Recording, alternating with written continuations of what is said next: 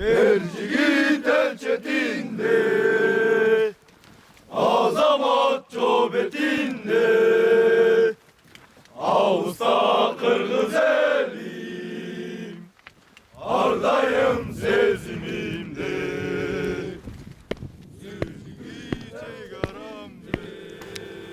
Жолдош полковник, өздік құрам сабақтарға бөліштіруге тізілді. Баяндаған подполковник Мырзаев. Түзден!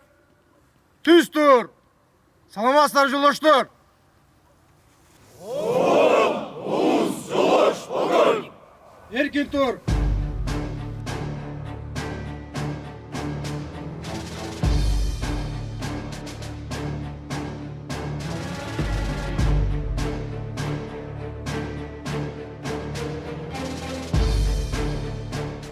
Бірінші қошын түз тұр, түзен ортығы. Жолдош полковник, бірінші қошын өздік құрамы тізбе бойынша толық. Қошын командирі майор Мамитсалиев. Улуттук биринчи каналдын кызматын мекенге патриоттук көрсөтүүсүнүн бул жолку чыгарылышынан сиздер Кыргыз Республикасынын өзгөчө кырдаалдар министрлигине караштуу 86-123 аскер бөлүгүндө жайгашкан куткаруучулар тобунун иши менен тааныша аласыздар.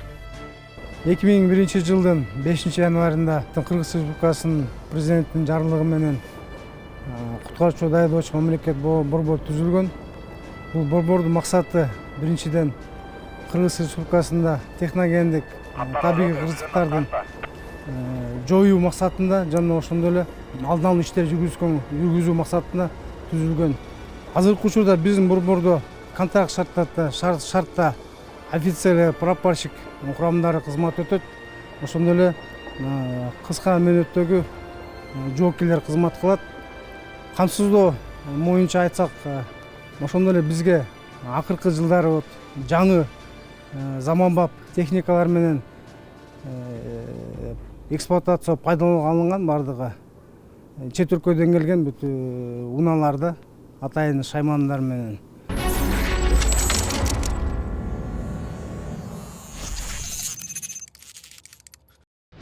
Атайын белгиленген биздин мерчем боюнча белгиленген тактикалык машыгуу талаасында биздин окуу сабактары жүрөт. Ошол себептен алдын ала бекитилген өздүк курам, ошонун эле ичинде биринчи издеп куткаруу кошун, экинчи, үчүнчү издеп куткаруу кошундары белгиленген окуу точкаларында барып, практикалык сабактарды уюштурууга чыгабыз. Практикалык сабактарды уюштурууда ар бир аскер кызматкери же ар бир куткаруучу сабактардын алдында өздүк курамга коопсуздук чараларын жеткирүү боюнча сабактар уюштурулсун. Ар бир точкаларда окуу сабактарын уюштуруп атканда өздүк курам коопсуздук чаралары менен камсыздалсын. Суроолор барбы? Суроолор жок болсо, жумуш орундарга азыр бөлүштүрүлөт.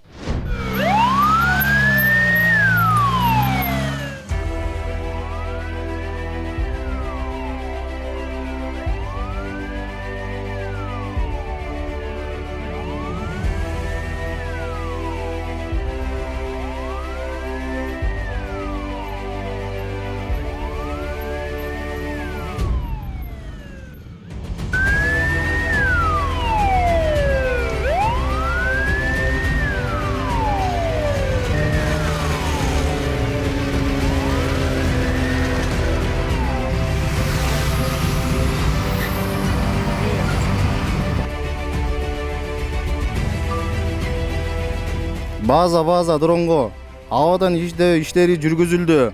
Урап калуучу турак жайда бир жаран табылды. Куткаруучуларды жөнөткүлө. База кабыл алды. Забалды айланып келгенден кийин андан чыгып башка аймактарды издейбиз. Башка аймактарды издегенден кийин абадан издөөчү каражаттарды колдонуп, ошол боюнча абадан дагы издейбиз. Жана урап калуучу, кулап кете турчу зданияларга жакын бара албайбыз. Ошол себептен учуучу каражаттарды колдонобуз. Ал жерде жабыртаткан адамдар барбы, жокпу, ошону учуучу каражаттар менен билебиз. Азыр кандай результат болду сиздин? Азыр биздин результатта урап калган үйлөрдөн аба аркылуу, учуучу каражат аркылуу биз жабыр тарткан адамдарды көрө алган жокпуз. Ал эми урап калуучу турак жайдан биз бир жараны таптык.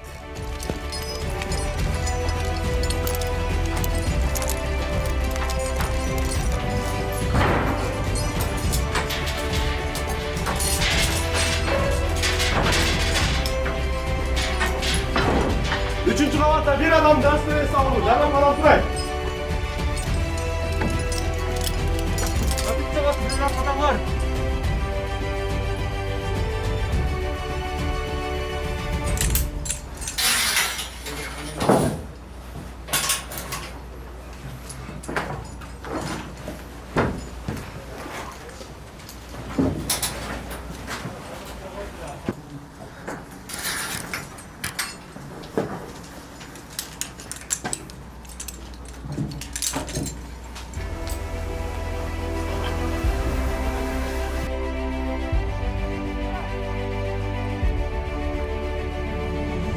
Принимай, пострадавшего!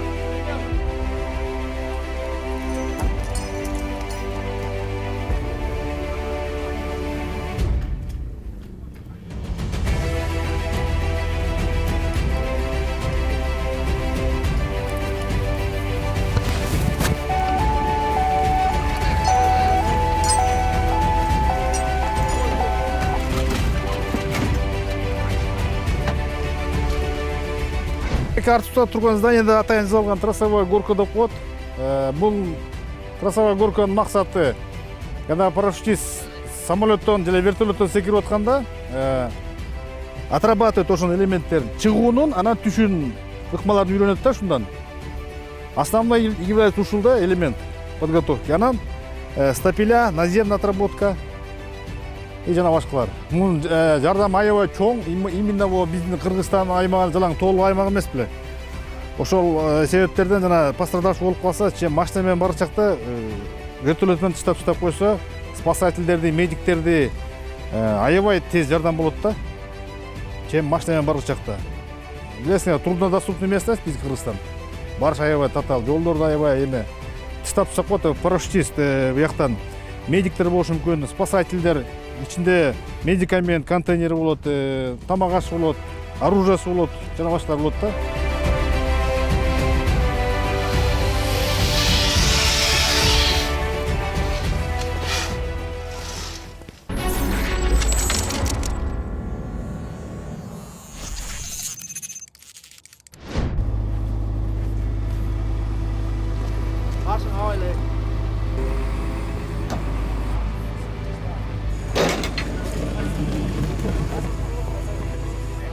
Азыр биз завал окуу точкасында турабыз. Бул жерде куткаруучулар уранын астына басылып калган, жабыркаган жаранды куткаруу иштерин аткарууда. Экипаж мында 5-6 адам, 1 айдоочу, 1 улук, 4 куткаруучу. Бул автоунаа көп тараптуу жабдыландырылган. Өзүңөр көрүп тургандай эле артында манипулятор 3 штоктон чыгат. Ичинде 10 киловатта генератору бар. Үстүндө прожектор менен жабдылган көп курдуу авариялык автоунаасы болуп дайындалган. Бул автоунаа бизде көбүнчө ушул эле завалдарда колдонулат. Басып калган учурда ошол оор бетондорду көтөргөнгө колдонобуз муну биз. Бул эң акыркы стреласы чыкканда 1,5 тоннаны көтөрөт бул. Чыгарылган жылы 2023, ошол жылы бизге колдонууга берилген.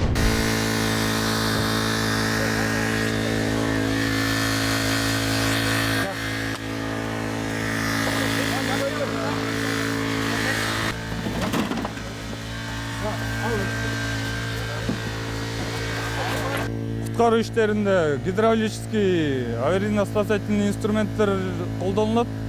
Жалаң гидравлический менен. Анан ручной гидравлический инструменттер да бар. Адамды машина кысып калат да. Темир кысып калгандар темирлерди кесип, гидравлический домкрат бар, домкрат менен ары тептирип, бери тептирип иштерди жүргүзүлөт да. Санчастька өткөрүп беребиз медслужбага. Медслужба дальше алып кетет өздөрү.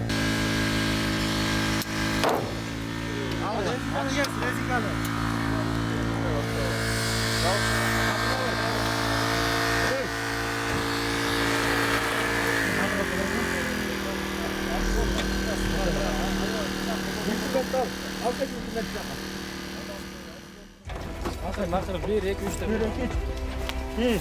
Акырын койгула.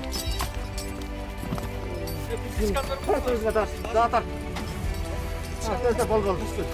Да. Жакпен. Сен ары карай соңуна.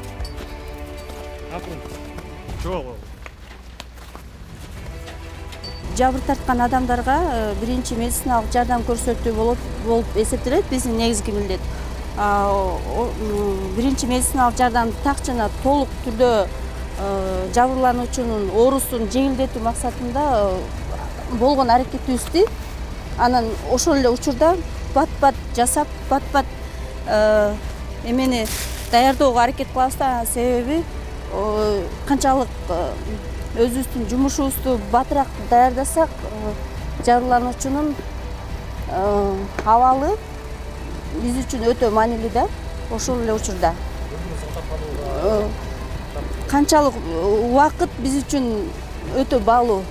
Ушул учурдачы биздин кылган аракет өз максатына толук жеткен учур болсо, биз ошого сүйүнөбүз да. Биз өздүк курам менен тегиз чогуу иш кылабыз да. Кээ бир учурлар болот, жабыркануучу адамга да жардам бериш керек, анын жанында турган жакын адамына да жардам бериш керек туура келип калат. Анан ошо менен өздүк курамдын барган, биз менен чогуу барган куткаруучулардын абалы дагы кээде оор болуп калганда ошолорго дагы толук жардам көрсөтүүгө биз даяр болушубуз керек. Психологиялык жактан дагы өзүбүздүн иш аракетибизди, болгон тажрыйбабызды баардыгын аракет кылып ошого көрсөткөнгө дайым даярбыз.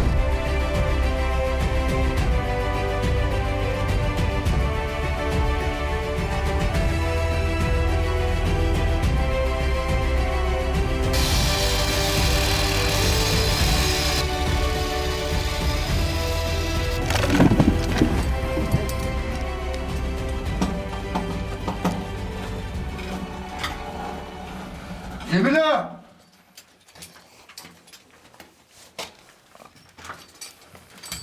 Uranın altından bir cavur kamçı tağıldı. Medicinak birinci yardam görsetülüydü. Aldım.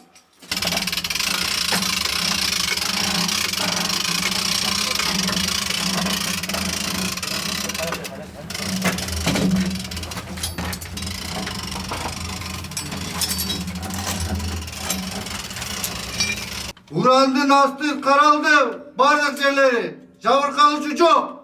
Бизде куткаруучулар даярдаш мамлекеттик борбордо атайын издеп куткаруу иштеринде биз колдонгон бул кызматтык үйрөтүлгөн ичитибиз бар. Экөөсү немец апчеркасы, бирөөсү Бельгия апчеркасы. Биз бул кызматтык иттер менен кандай учурда бизге баягы куткаруу иштерине кызматтык иттеринин салымы чоң.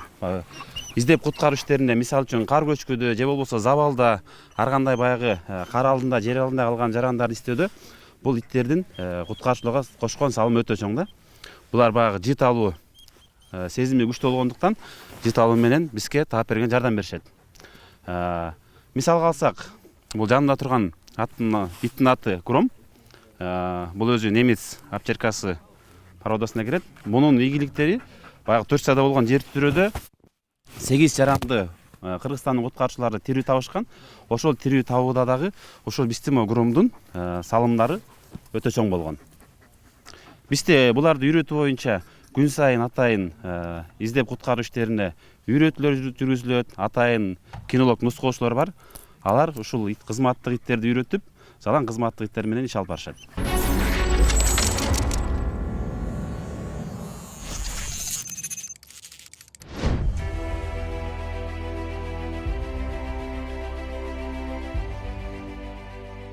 Өзүңөр билгендей, куткаруучу статусун алыш үчүн биринчи баштапкы даярдыктан өтүш керек. Ар бир куткаруучумун деген жаран. Бүгүнкү биздин атайын тактикалык даярдык боюнча сабак башталды. Именно баштапкы куткаруучулар даярдоо программа негизинде. Ошо программа негизинде 2 жумалык окуутан өтөсүңөр дагы, 2 жумалык окуун аяктагандан кийин атайын аттестациядан өтүп, анан силерге куткаруучу деген наам ыйгарылат. Бүгүнкү өтүлө турчу тема боюнча атайын тактикалык даярдыктан тоо шартында куткаруу иштерин колдонуучу шаймандар.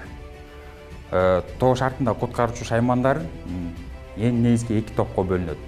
Бул топтук жана жекелик болуп.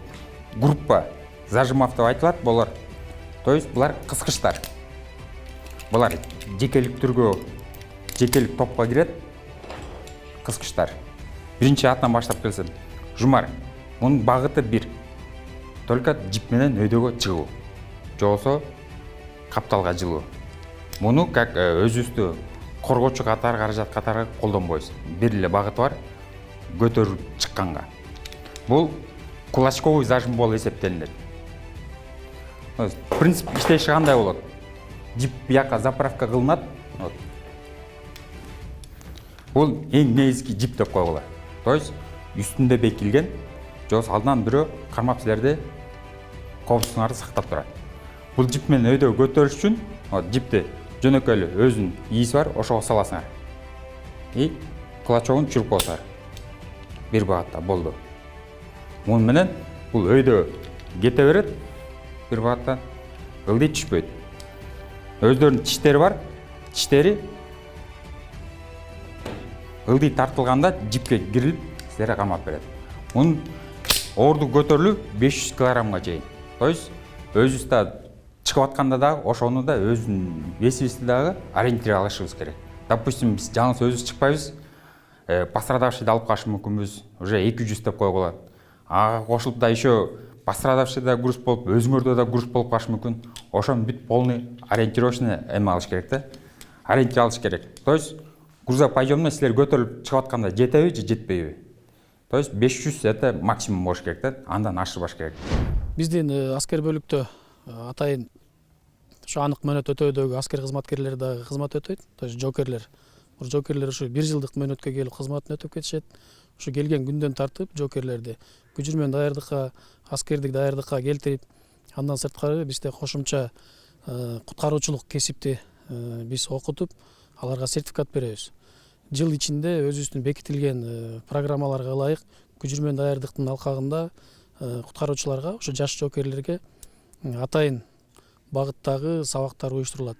Ал эми мындан сырткары кошумча билим берүү жаатында дагы бизде каралган. Биздин ушу Москва районундагы 28-чи кесиптик лицейден атайын келишимдердин негизинде кошумча билим берүү боюнча. Ал кайсы кошумча билим берүү? Булар ширетүүчү, электрик, ошондой эле токар деген атайын кошумча билим берилет өзүнүн программасы менен. Ошо кызматынын аягында ушу аскердик билетти эле же болбосо куткаруучулук сертификатты эле алып кетпестен, булар 3 багыттагы кесипке ээ болуп чыгышат. Албетте кызматынын аягында биз эми баягы 1 жылдык кызмат өтүп атканда жокерлерди жакындан баягы билип калабыз, жакындан алар менен кызматташып билгениндин себебинен ошо кызматынын аягында 1 жылдын аягында атайын комиссия менен аттестациядан кайра өткөрүп кызматка калам деген жокерлерди биз дагы кызмат өтөөсүндө улантууга алып калабыз.